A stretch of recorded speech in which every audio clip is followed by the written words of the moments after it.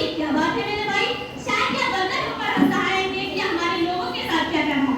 इसे तो सब सिखाना होगा, बीमार हो रहा है इसे तो बचाना होगा। चल हाथ थाम तो मेरा एक फौज हम बनाएंगे, इसके सारे भाई बंधु ने हम ही बनाएंगे।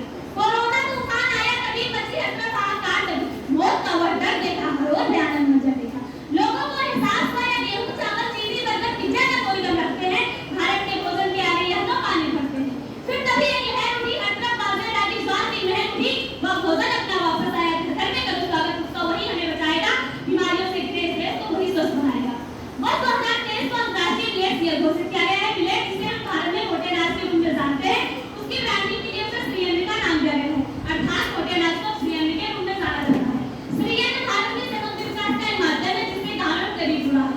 श्री अन्न देश के छोटे किसानों के लिए समृद्धि का द्वार, देश के करोड़ों लोगों के पोषण का भार, कम पानी में ज्यादा फसल की पैदावार, केमिकल खेती का बड़ा आधार और क्लाइमेट चेंज से निपटने में मददगार है।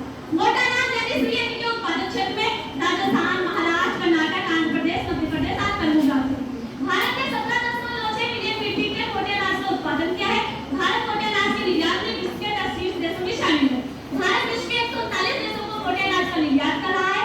भारत के पास मोटे अनाज और उसके संगठित उत्पादों की वैश्विक आपूर्ति श्रृंखला में एक प्रमुख देश के रूप में विश्व का नेतृत्व करने की क्षमता है। मोटे अनाज से बनाए जाने वाली सामग्री में इडली, डोसा, रोटी, दलिया, नूडल्स, हलवा, बड़ा पकौड़ा, बाजरे के लड्डू आदि हैं।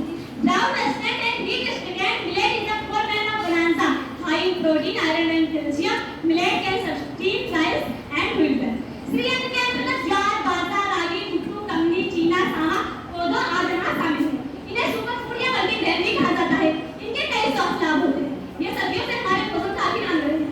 आज इन्हें बड़े स्तर पर भोजन का अंग बनाने की तैयारी पर काम किया जा रहा है। इसके लिए हैदराबाद के भारतीय वार्ता अनुसंधान संस्थान को सेंटर ऑफ एक्सीलेंस बनाने की तैयारी है। भारत बाजरा का सबसे बड़ा उत्पादक और दूसरा सबसे बड़ा निर्यातक है। बाजरा को पहले मोटा अनाज या गरीबों का नाम भी कहा जाता था। उच्च पोषण मूल्य के कारण केंद्र सरकार ने इसका नाम बदलकर पूर्वी अनाज कर दिया। बाजरा आहार में अत्यधिक पोषक तत्व उपलब्ध कराता है। गेहूं और चावल की तुलना में इसे अधिक पौष्टिक माना जाता है। श्री अन्न को सुपर फूड भी कहा जाता है। दरअसल श्री अन्न में पोषक तत्व ज्यादा होते हैं। इसके साथ ही beta carotene, niacin, vitamin B6, folic acid, potassium, magnesium जैसा अन्य अनाज भरपूर होते हैं। इनमें फाइबर यानी रेशा मौजूद होता है जिससे पाचन दुरुस्त होता है। इस तरह इसे खाने वालों को कब्ज की समस्या नहीं होती। इसका सेवन करने से हड्डियां मजबूत होती हैं या डायबिटीज तथा दिल के रोगियों के लिए फायदेमंद होता है। इन्हीं सब कारणों से इसे सुपर फूड भी कहा जाता है। श्री अन्न में कई प्रकार के अनाज शामिल हैं जैसे ज्वार, यह ग्लूटेन फ्री और प्रोटीन का अच्छा सोर्स है। यह डायबिटीज तथा दिल के रोगियों के लिए फायदेमंद हो सकता है। बाजरा, इसमें विटामिन B6, फोलिक एसिड मौजूद होता है जो खून की कमी को दूर करता है। सामा, यह भी आयरन और फाइबर से भरपूर होता है जो एसिडिटी, कमजोरी और खून की कमी को दूर करता है। रागी, यह नेचुरल कैल्शियम का अच्छा सोर्स है। यह बढ़ते बच्चों और बुजुर्गों की हड्डियों को मजबूत करता है। कोदो, यह भी फाइबर से भरपूर होता है। घेरा रोग तथा उनसे संबंधित बीमारी और बाउंसिंग में फायदेमंद होता है। कुटकी, यह एंटीऑक्सीडेंट का अच्छा स्रोत है। इसमें उपस्थित मैग्नीशियम हेल्दी आयरन और कोलेस्ट्रॉल को कंट्रोल करता है। कुट्टू, यह स्तन के रोगों के लिए फायदेमंद होता है। इसमें उपस्थित अमीनो एसिड से कार्य करने से रोकता है। पुराने समय में लोग ज्यादातर इसी का सेवन करते थे। यही कारण था कि वे लोग बीमारियों की चपेट में कम आते थे। बदलते समय के साथ श्री अन्न खाने की थाली से गायब होता जा रहा है। पोषक तत्वों से भरपूर यह स्वास्थ्य के लिए बेहद फायदेमंद है। फाइबर भरपूर मात्रा में होता है। आयुर्वेद विज्ञान के अनुसार मिलेट का नियमित सेवन करना स्वास्थ्य के लिए उत्तम आहार माना गया है। यह न्यूट्रिएंट्स से भरपूर होता है।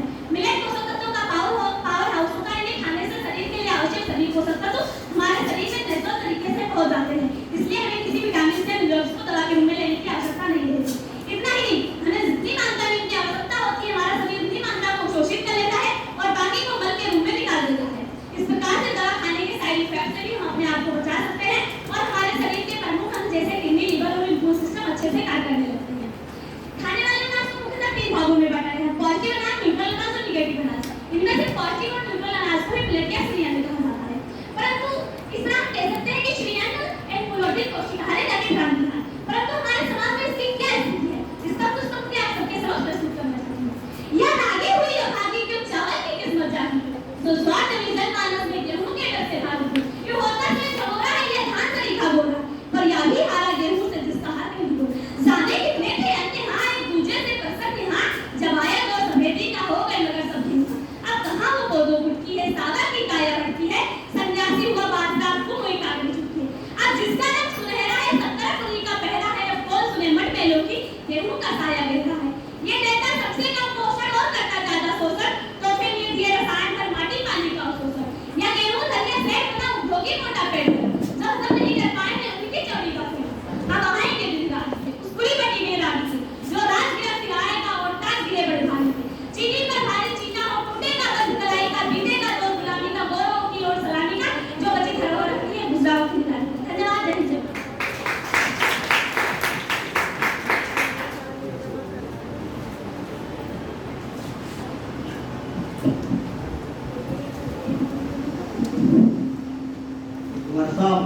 अच्छे से प्रस्तुत किया।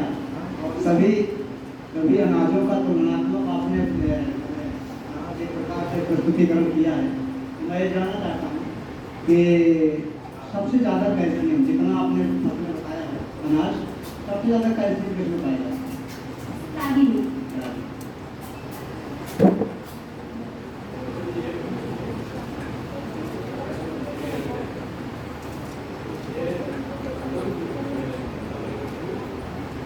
इसका कारण तो एक तरफ से हरित क्रांति है। जब हमारे देश में हरित क्रांति आई तो लोग गेहूं और चावल का पैदावार ज्यादा करने लगे, क्योंकि बाजारों में इसका वो ज्यादा हो गया, मांग इसका ज्यादा हो गया। और इसी तरह से धीरे धीरे इसको हमारे मोटे अनाज का उत्पादन कम होने लगा और गेहूं चावल का उत्पादन ज्यादा होने लगा।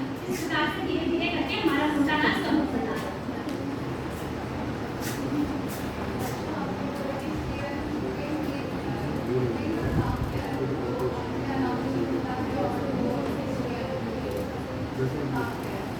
न्यूट्रिएंट्स जो है, तो मैं ये हमारे शरीर के जितने पोषक तत्व, जितने जो आवश्यकता होती है